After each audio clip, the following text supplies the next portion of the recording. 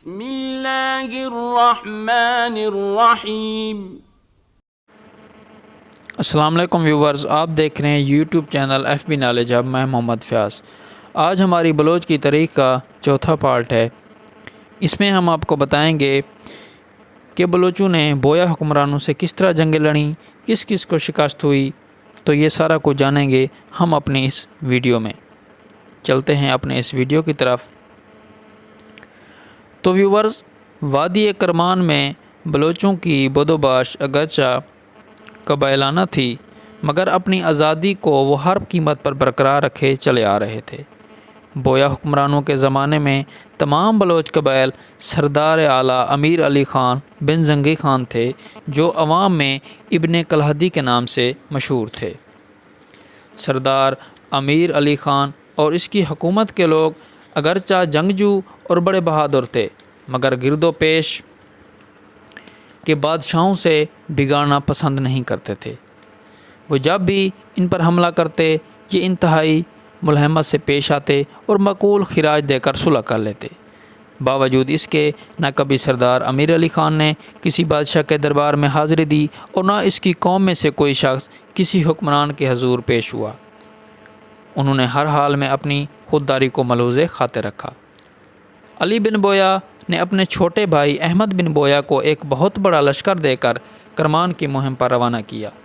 جب احمد بن بویا اس صوبے کے دارالحکومت جیرفت کے قریب پہنچا تو سردار امیر علی خان نے اپنا آدمی اس سے تبادلہ خیال کرنے کے لیے بھیج دیا۔ احمد بن بویا نے سردار صاحب کے آدمی سے کھل کر باتیں کی اور پھر اس نے اپنا سفیر سردار امیر علی خان کے پاس بھیجا تاکہ سردار اسے جیرفت میں داخلے کی اجازت دے دیں۔ سردار امیر علی خان نے نہ صرف اجازت دی بلکہ تمام سرداران قبائل کو جلوس کی صورت میں لے کر احمد بن بویا کے استقبال کو آیا۔ 1,00,000 درہم بطور نذرانہ پیش کیا اور 10,00,000 درہم سالانہ بطور خراج ادا کرنے کا وعدہ کیا۔ اس سے احمد بن بویا بھی خوش ہو گیا۔ بغیر خون ریزی کے مقصد حل ہو گیا۔ یہ جیرفت سے رخصت ہو کر واپس آنے کو تھا کہ اس کے ایک سیکٹری کو جو بھینگا ہونے کے سبب کور دیپر مشہور تھا، حسد کی وجہ سے یہ مصالحت اسے پسند نہ آئی۔ اس نے احمد بن بویا کو رازدارانہ طور پر کہا کہ حضور، یہ آپ کیا کر رہے ہیں؟ ایسے موقع بار بار نہیں آتے۔ رات کو شب خون مار کر جیرفت پر قبضہ کر لیجئے اور بلوچوں کو چوہوں کی طرح مار مار کر بھگا دیجئے۔ اس وقت جیرفت میں بلوچوں کا کوئی لشکر نہیں اور نہ وہ اتنے تھوڑے عرصے میں لشکر جمع کر سکتے ہیں۔ احمد بن بویا نے اس کا مشورہ قبول کر لیا اور عہد شکنی کر کے شب خون مارا، مگر یہ دیکھ کر اس کی حیرت کی حد نہ رہی کہ بلوچ اپنی حفاظت کے لیے پوری طرح کس طرح تیار تھے۔ طرفین میں شدید جنگ چھڑ گئی۔ احمد بن بویا کی فوج سے صرف چند آدمی بمشکل اپنی جان بچا سکے۔ بلوچوں نے انہیں گاجر مولی کی طرح کاٹ کاٹ کر رکھ دیا اور بچے کچے فوجیوں کو گرفتار کر لیا۔ اس جنگ میں احمد بن بویا بری طرح زخمی ہوا۔ اس کا دایاں ہاتھ کٹ گیا اور بائیں ہاتھ کی بھی 4 انگلیاں کٹ گئیں۔ وہ شدید زخمی ہو کر لاشوں میں ڈھیر ہو گیا۔ اس لیے تاریخ میں دائیں ہاتھ اور بائیں ہاتھ کی انگلیوں کے کٹ جانے کی وجہ سے احمد الاقطع کے نام سے مشہور ہوا۔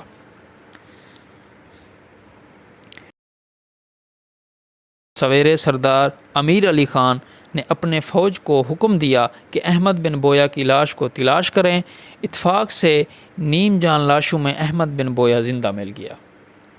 چونکہ جنگ ختم ہو چکی تھی اور دشمن اس وقت قابل رحم حالت میں سامنے پڑا تھا، بلوچ رگو حمایت جوش میں آئی اور اس نے مرد مومن کی طرح اپنے دشمن کی تیمارداری اور دوسرے زخمیوں کی دیکھ بھال اپنے فوجیوں کے سپرد کی۔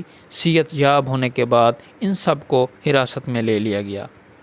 احمد بن بویا کے بڑے بھائی علی بن بویا کو پل پل کی خبریں پہنچ رہی تھیں۔ اسے اپنے بھائی کے صحت یاب ہونے کی اطلاع ملی تو اس نے ایک وفد سفارت کے طور پر جیرفت بھیجا، جس کی قیادت قاضی شیراز ابو عباس کے سپرد تھی۔ اس وفد میں بویا حکومت کے بڑے بڑے دوسرے معتمدین بھی شامل تھے۔ سردار امیر علی خان نے وفد کی بے حد عزت کی۔ احمد بن بویا اور اس کے ساتھیوں کو قیمتی خلعتیں اور زاد راہ کے تمام ضروری سامان دے کر وفد کے ہمراہ کر دیا۔ بجائے اس کے کہ احمد بن بویا سردار امیر علی خان کا شکر گزار ہوتا، اس نے قریب المرگ کی جان بچائی تھی، اسے خلعت و فاخرہ سے نوازا اور اس کو عزت کے ساتھ واپس کر دیا۔ اپنی وعدہ خلافی اور کورے چشمی سے نادم ہونے کی بجائے گھر پہنچے ہی شیر بن گیا اور بلوچوں کو نیست و نابود کرنے کے منصوبے سوچنے لگا۔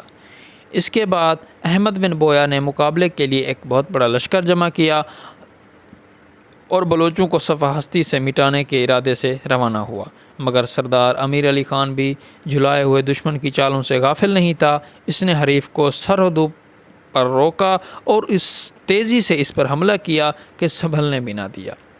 اس کی تمام فوج کو گاجر مولی کی طرح کاٹ کاٹ کر رکھ دیا۔ احمد بن بویا ذلت امیز شکست کھا کر اصفہان کی طرف پسپا ہو گیا۔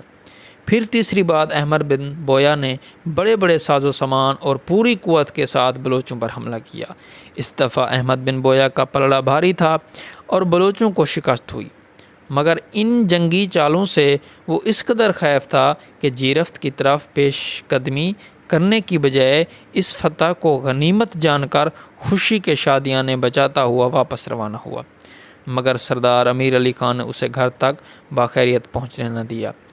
اس نے اپنے تیز رو پیادوں کی مدد سے جو کافی فاصلے پر دوڑنے کی مہارت رکھتے تھے، احمد بن بویا کی فوج پر شب خون مارا۔